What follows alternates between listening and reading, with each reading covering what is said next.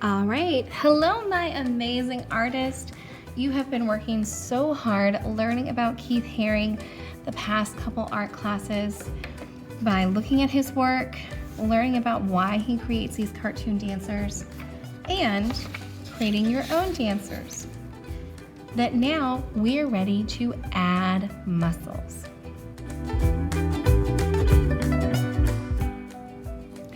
Let's get ready to talk about adding muscles to our dancers. The first thing I'm going to do, and I'm just using some practice paper as an example, is I'm going to look at my dancers that I've used. I think I'm going to pick this dancer right here, and I'm going to show how to add muscles to my dancer. The first thing I'm going to do is I'm going to draw this dancer on the paper using a stick person. It doesn't have to be perfect. Be sure to include hips and shoulders. This is a little different from the stick people that you might be used to drawing, but according to your own body and the way you use it to dance and move, we need hips and shoulders. Again, I got that from my practice paper, so I'm going to slide it over, make more space for this paper. Let's add some muscles. The way I add muscles is I go around. Now, I'm going to use my pencil to do this. We're going to play a game of don't touch the stick person. You can see I went around. I did not touch where I drew the stick person, but I'm going around.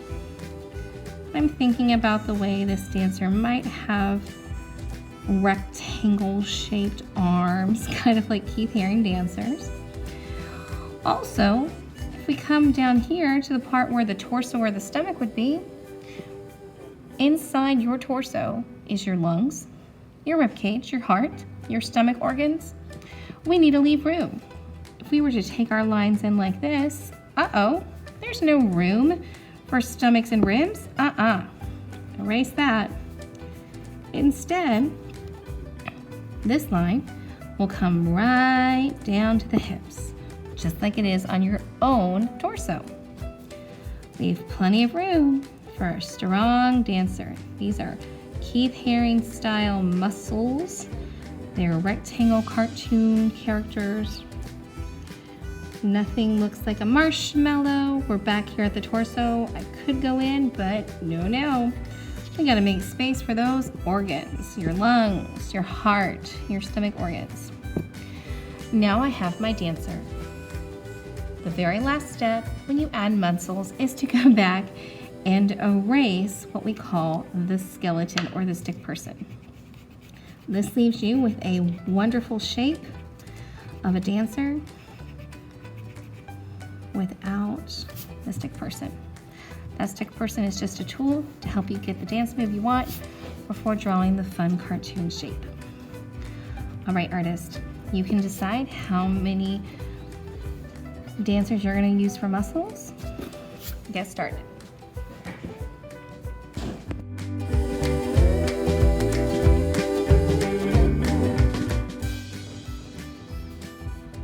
Hello, my amazing artist. You have done such a great job of planning your dancers and doing practice muscle drawings that you are ready for your final paper. Let me show you what that is. With final paper for this project, sorry, that was my chair, you can choose to have 4 dancers, 3 dancers, or even 2 dancers. You can even have just 1. Today, I'm going to show you how to draw large no matter what, because with this final paper, we need to draw large. I'm using pink to help it be seen on the camera. Most of my students will be using white drawing paper. Let's get started. The first thing when you're drawing large is you are going to make sure you look for the edges of your paper. I have my edge here, here, here, and here. I think I'm even going to rotate my paper so I can have a vertical dancer. To know that something is large, we need our dancer's head to start at the top, so it's close to the top. Also, that head is large. If you're making a large dancer, he's got to have a large head.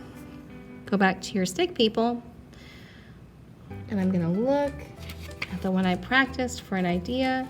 I'm just gonna make him a lot bigger. All right, so I need shoulders to be larger, torso to be taller, not too tall. Gotta have room for those dancing legs. And here we go. So the same process that you've been practicing, boys and girls, but look, this is how I know that this dancer is large. The arms are close to the edge of the paper, right here. The head is close to the edge of the paper. The body is wide, taking up a lot of the width of the paper. The feet are near the edge of the paper. That is how we know as artists that something will appear large. Next, let's add muscles. This is the same process that you've been going through. Again, you're not touching the stick person. You are leaving room for lungs, heart, all those wonderful inside organs of your dancer by not drawing into close to the spine. As I go, now I'm starting to think about what I'm going to be doing next with this dancer. Again, this is my final art paper, so this is the one that I'm spending more time on. I'm going slow. I'm erasing my skeleton now. The next part is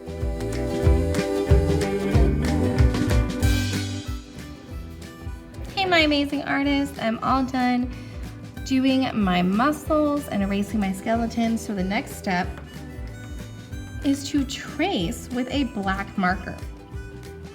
Today I have permanent markers for you. I have both large and small, and I have pink messy matte paper. So that means you're gonna put your drawing paper on top and make sure that your table is protected from your permanent marker if it bleeds through your paper. The small narrow markers that I have, if you find one that's dried out, just swap it out, just like I did. It's gonna make a narrow line, whereas the wide marker is going to make a wider line. It's really up to you. I'll go ahead and go slow. Trace over your pencil line rather than around or beside. Notice I'm not coloring in, I'm just taking my time to go around. If you find that your marker is still a little dry and scratchy, don't hesitate to trade it out in the box. Always make sure you have a messy matte paper underneath your artwork so that you keep your table clean and protected from any permanent marker marks. When you're done, go ahead and add some movement lines to show what the dance move is doing. Happy making, artist. You need to look at what it means to color like an artist, to have good craftsmanship. Check out the chart that I put in this video.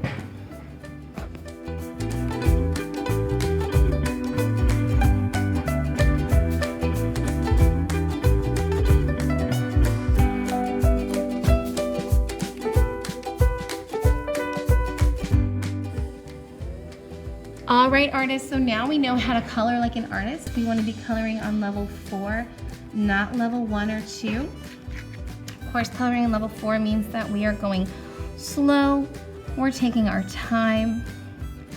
And for these dancers, make sure that you're filling in your white spaces by adding pressure to your crayon. Some people would say that means you're coloring heavy or coloring dark.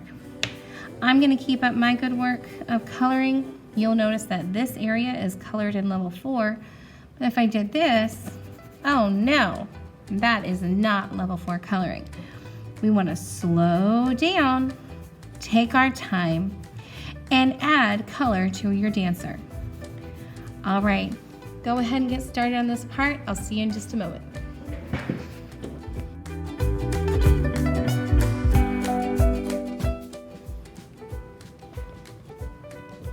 All right, here is my dancer colored in on level 4 coloring. That means there's no white spaces.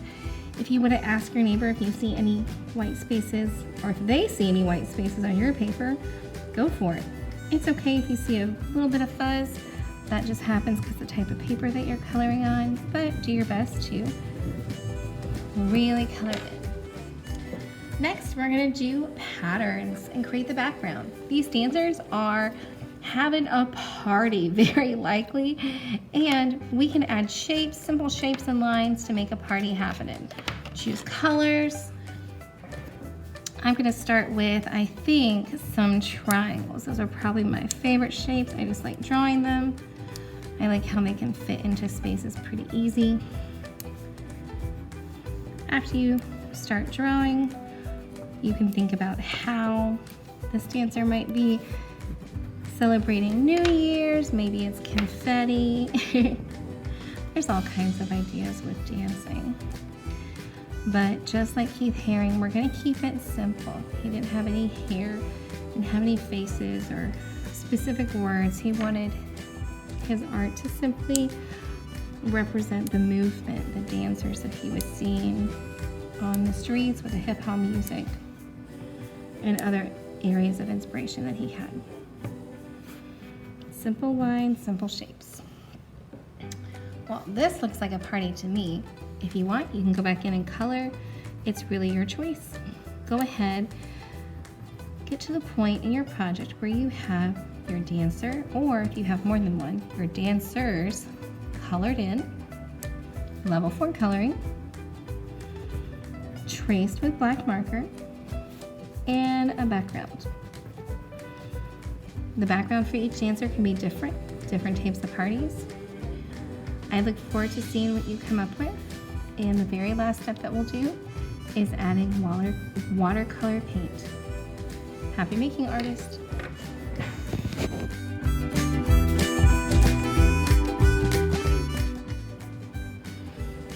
Hello, my amazing artists. We are back. You're hearing my chair roll against the floor. And we are on the final step of our party dancers. I've got water and I've got some temper cakes. I'm going to use them as my watercolor. Just do a little bit of a color wash on my dancer. The great thing about crayons is, because they're made of wax, they can resist any moisture. So as I go over, you'll notice that it does not cover up. It in fact pushes away that color. It won't hide all your hard work, but we can fill in a great color in the background. Because your paper is white, the art paper I gave you, you will have a wonderful white paper to add color to, and it keeps it nice and bright. Artist, I can't wait to see which colors you choose. As you're painting, remember to add water. And we'll keep one color per dancer. All right, artist, happy making. I can't wait to see what you do.